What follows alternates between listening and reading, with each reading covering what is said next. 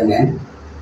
Marxist communist கட்சியுடைய 24வது அகில இந்திய மாநாடு வருகின்ற ஏப்ரல் 2ஆம் தேதியிலிருந்து 6ஆம் தேதி வரை மதுரையில் நடைபெறுகின்றது. இதற்கான பணிகள் தமிழ்நாடு முழுவதும் கட்சியின் சார்பிலே முன்னெடுத்துக் கொண்டிருக்கின்றோம். இந்த மாநாடு வெற்றியடைய தமிழகம் முழுவதும் இருக்கக்கூடிய தஞ்சை மாவட்டத்திற்குரிய அனைவரும் ஆதரவை தர வேண்டும் என்று கேட்டுக்கொள்கிறேன். தொகுதி சீரமைப்பு பற்றி என்ன? தொகுதி சீரமைப்பு தமிழகத்திற்கு குறிப்பாக மக்கள் தொகை குறைவாக மக்கள் தொகையை கட்டுப்படுத்துவதிலே ஒரு வெற்றிகரமான மாநிலமாக இருக்கிறது. அதனாலேயே நீங்கள் தொகுதி மறுசீரமைப்பில் தொகுதியை குறைப்பது என்பதை ஏற்றுக்கொள்ள முடியாது. எனவே தமிழகத்திற்கான நாடாளுமன்ற தொகுதிகள், சட்டமன்ற தொகுதிகள் எந்த விதத்திலும் குறைக்கக்கூடாது என்பதுதான் மார்க்சிஸ்ட் கம்யூனிஸ்ட் கட்சி சார்பில் கேட்டுக்கொள்கிறோம். மும்மொழி கொள்கை, நிதி திணிப்பு, எந்த மொழி மீதும் இன்னொரு மொழியை என்பது திணிக்கக்கூடாது. குறிப்பாக இந்தியாவில் மொழிவாரி தான் மாநிலங்கள் என்பது பிரிக்கப்பட்டிருக்கின்றது. எனவே தமிழகத்தில் இன்றைக்கு நிர்வாக மொழியாக, ஆட்சி மொழியாக தமிழகத்தில் தமிழும் ஆங்கிலமும் இருக்கின்றது. தமிழை அனைத்து துறையிலேயும், குறிப்பாக நிர்வாக துறையில், நீதித்துறையில், அனைத்து துறையிலும் தமிழை ஆட்சி மொழியாக்க வேண்டும் என்பதுதான் எங்களுடைய கோரிக்கை. இன்றைக்கு மும்மொழி கொள்கை என்ற பெயரிலே இந்தியை திணிப்பது என்பது ஒன்றிய பாஜக அரசாங்கத்தினுடைய இந்த வேலையை நாங்கள் எதிர்க்கிறோம். எந்த மொழி மீதும் ஒரு மொழியை திணிக்கக்கூடாது. யார் ஒருத்தர் விரும்பினாலும் எந்த மொழியை வேண்டுமானாலும் நீங்கள் படிக்கலாம். எனவே இந்தி மொழி திணிப்பை நாங்கள் ஏற்றுக்கொள்ளவில்லை. இருமொழி கொள்கையைத்தான் நாங்கள் ஆதரிக்கிறோம். சாம்சங் தொழிலாளர்கள் போராட்டங்கள் பற்றி? சாம்சங் தொழிலாளர்களுடைய போராட்டம் என்பது இந்தியாவிலே ஒரு உதாரணமான ஒரு மகத்தான போராட்டமாக இன்றைக்கு இருக்கின்றது. குறிப்பாக பன்னாட்டு கம்பெனிகள் இந்தியாவுக்கு வருகின்ற பொழுது இந்த தமிழகத்திலே கூட எந்த தொழிலாளர் துறையினுடைய அந்த விதிகளுக்கும் அரசுடைய விதிகளுக்கும் கட்டுப்படுவது இல்லை. தொழிலாளர்கள் உரிமை என்பது பறிக்கப்படுகின்றது. எனவே இதற்கு எதிராக சாம்சங் தொழிற்சாலையை ஒரு தொழிற்சங்கத்தை அமைப்பதற்கு சிஐடியு முயற்சி செய்கிறார்கள். அங்கு இருக்கக்கூடிய தொழிலாளர்கள் பெரும்பாலானவர்கள் சிஐடி சங்கத்தில் இணைகின்றார்கள்.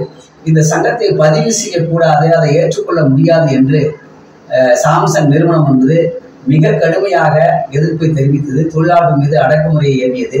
இன்னும் சொல்லப்போனால் தமிழக அரசாங்கத்தினுடைய காவல்துறை கூட அடக்குமுறையை கட்டமைத்து விட்டார்கள். அதற்கு எதிராக ஒரு மகத்தான போராட்டத்தை தமிழகத்திலே சாம்சங் தொழிலாளர்கள் நடத்தியிருக்கின்றார்கள். சிஐடி சங்கம் அதை நடத்தியிருக்கின்றது. இதற்கு பின்னாலே மார்க்சிஸ்ட் கட்சி உள்ளிட்ட பல இடதுசாரி கட்சிகள் ஆதரவாக இந்த போராட்டத்தை ஆதரித்தோம். எனவே இந்த போராட்டம் இந்தியாவிலே ஒரு உதாரண போராட்டமாக இன்றைக்கு இருக்கின்றது. ஒன்றிய அமைச்சர் இன்றைக்கு வந்து செய்தி ஒன்றிய அமைச்சர் தமிழ்நாட்டு அரசியல் தலைவர்கள் நாகரிகமற்றவர்கள் என்று சொல்லியிருக்காங்க. ஒருவேளை சீமானம் நினைச்சு தான் அப்படி சொல்லியிருப்பாங்களோ? குறிப்பாக நாகரிகம் இல்லாமல் தற்போது பேசிக் கொண்டிருக்கிற நபர் சீமான். அவர் எந்த விதத்திலும் தமிழகத்திலே அரசியல் செய்வதற்கான ஒரு யோகியதையை, அருகதை இன்றைக்கு இழந்திருக்கிறார். இன்னும் சொல்லப்போனால் கம்யூனிஸ்டுகளை பற்றியெல்லாம் கூட அவர் பேசியிருக்கிறார். கம்யூனிஸ்டுகளை பேசுவதற்கு தகுதியே இல்லாத ஒரு நபர் சீமான். ஏன்னா கம்யூனிஸ்டுடைய தியாகம், அவருடைய போராட்டம், வாழ்க்கை, இவர் எந்த மக்களுக்காக போராடி இருக்கிறார், சிறை சென்றிருக்கிறார், தியாகம் செய்திருக்கிறார். ஒரு பாலியல் குற்றச்சாட்டுக்கு உள்ளான ஒருவர் தன்னுடைய குற்றத்தை செய்யவில்லை என்று சொன்னால் அது நீதிமன்றத்திலே இல்லை காவல்துறை நிரூபிக்க வேண்டும். மாறாக அந்த விஜயலட்சுமி என்ற அந்த பெண்ணையும், குறிப்பாக பெண்களையும் கேவலப்படுத்தக்கூடிய வகையில் மிக இழிவாக பேசக்கூடிய ஒரு நாளாந்தர அரசியல்வாதியாக, ஒரு கீழ்த்தரமான அரசியல்வாதியாக இன்றைக்கு சீமான் இருக்கிறார். அநேகமாக பாஜகவினரும் பல பேர் அப்படித்தான் இருக்கின்றார்கள். பாஜகவும் சீமானுக்கு பின்னாடி இருக்கின்றது என்பதைத்தான் நாங்கள் கருதுகிறோம். சிம்பொனி இளையராஜா அவர்கள் ஒரு மகத்தான இசைக்கலைஞன். இளையராஜா அவர்கள் உலகம் போற்றக்கூடிய இந்தியாவினுடைய ஒரு மகத்தான மக்கள் இசையிலே ஒரு வெற்றிகரமான இசை தமிழகத்திலே கொண்டு வந்து இந்தியாவிலே உலகத்திலே இன்றைக்கு புகழ்பெற்ற ஒரு சிம்பொனியை இன்றைக்கு அரங்கேற்றிருக்கின்றார்கள். எனவே தமிழகத்திற்கு இசைஞானி இளையராஜாவுடைய இசை, அவருடைய மகத்தான அந்த சேவை தமிழ்நாட்டுக்கு பெருமை. எங்களுக்கு இன்னும் பெருமை என்பது அவருடைய அண்ணன் பாவலர் வரதராஜன் அவர்கள் எங்களுடைய கட்சியினுடைய மேடைகள் எல்லாம் கலைக்குழுவை அரங்கேற்றியவர். மக்கள் மொழியிலே உழைப்பாளி மக்களுக்காக பாடல்களை பாடியவர். அப்பொழுதெல்லாம் அவர் கூட இருந்தவர் இளையராஜா அவர்கள். எனவே அதுவும் கூட அவர் பாவலருடைய சகோதரர் என்பதிலே எங்களுக்கு பெருமை. அந்த வகையில் இளையராஜா அவர்களுடைய அந்த இசை ஒரு இமயம் இன்றைக்கு உச்சத்தில் இன்றைக்கு இருக்கின்றார்கள். அவருக்கு நாங்கள் பாராட்டுகளை, வாழ்த்துக்களை தெரிவித்துக் கொள்கிறோம். இவ்வளவு மாநாட்டு பணிகளுக்கு மத்தியிலும் நீதிமன்ற பணிகள் மத்தியிலும் எங்கள் செய்தி நிறுவனம் கூட்ட அமைப்பு அழைப்பிதழ்படி நீங்கள் வந்திருக்கீங்க.